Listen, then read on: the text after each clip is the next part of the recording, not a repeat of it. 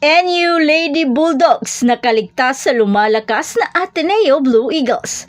Hindi tuloy mawari ng mga volleyball fans kung lumakas nga ba ang Ateneo sa pagdating ni Coach Sergio Veloso o sadyang humina lang ang NU Lady Bulldogs sa pagpalit nila ng head coach na si Coach Norman Miguel.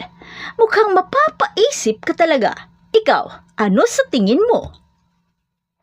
Pero bago pa man ang lahat, huwag mo namang kalimutang mag-subscribe at i-spike ang notification bell para lagi kang updated sa mga volleyball ganap.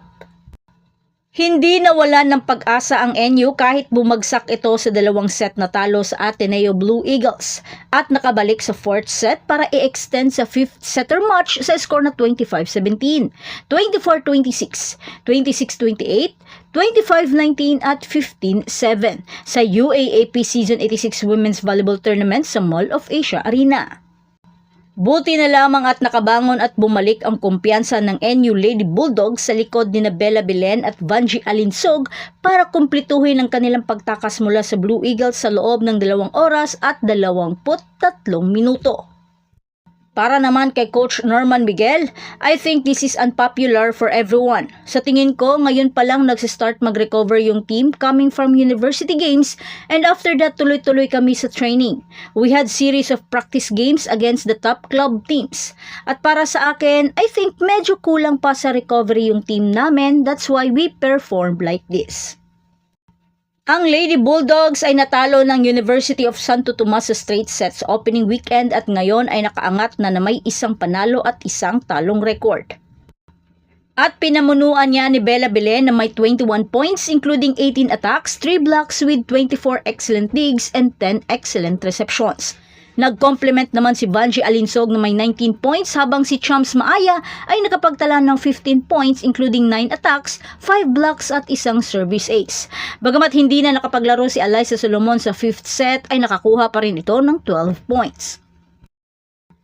Madaling nakuha ng NU Lady Bulldogs ang first set. Pero nag-iba ang ihip ng hangin sa second set nang biglang lumamang ang Blue Eagles pero imbis na humabol ang NU ay nagbigay pa ng sangkatutak na mga service errors. Bagamat pinilit man ng NU na humabol at naitabla pa sa 23 all pero Ateneo lumaban at kumapit pa rin hanggang dulo. Hanggang sa naitabla ni Minor sa isang tip ball at drop ball naman ni Di Guzman habang pigil hininga ang lahat sa nakakahingal na mga long rallies. Pero di inasahan ng NU ang isang mabigat na service ace ni Minor dahilan upang makuha ng Ateneo ang panalo sa score na 24-26. Sa third set, karga pa ng Ateneo ang momentum sa second set, kaya kargado ng kumpiyansa ang Ateneo. Bagamat sobrang dikit pa rin ang laban at napaka-intense kada long rally, naitabla pa ni Alinsog sa score na 26 all sa isang off-the-block hit. Pero Ateneo, very composed at walang bahid na pag-aalinlangan sa kanilang mata. At nang magkaroon ng pagkakataon si Sulit na mag-quick attack, agad naman sinundan ni Buena sa isang sharp cross-court attack, dahilan upang makuha nila ang third set sa score na 26-28. At sa puntong ito, hindi pa rin maiwasan ng NU ang mga unforced error nila.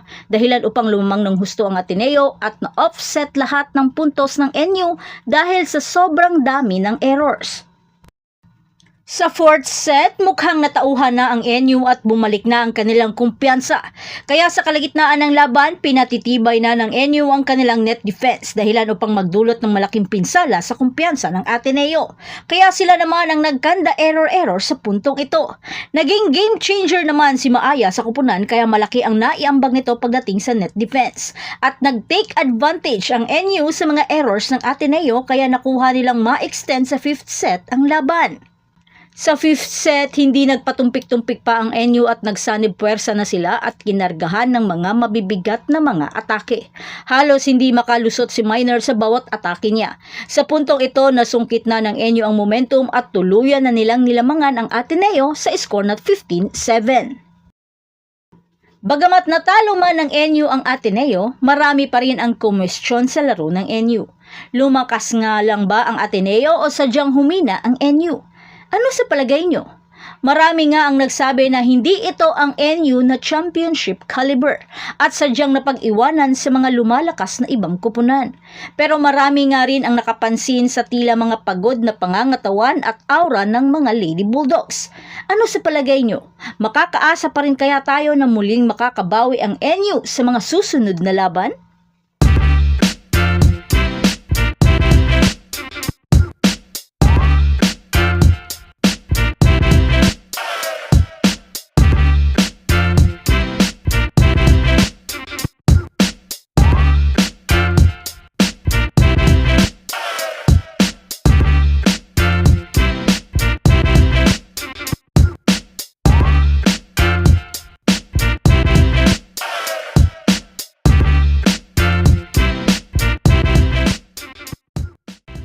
So that's it. Thanks for supporting this channel and please don't forget to like and subscribe and spike the notification bell para lagi kang updated sa mga valuable ganap.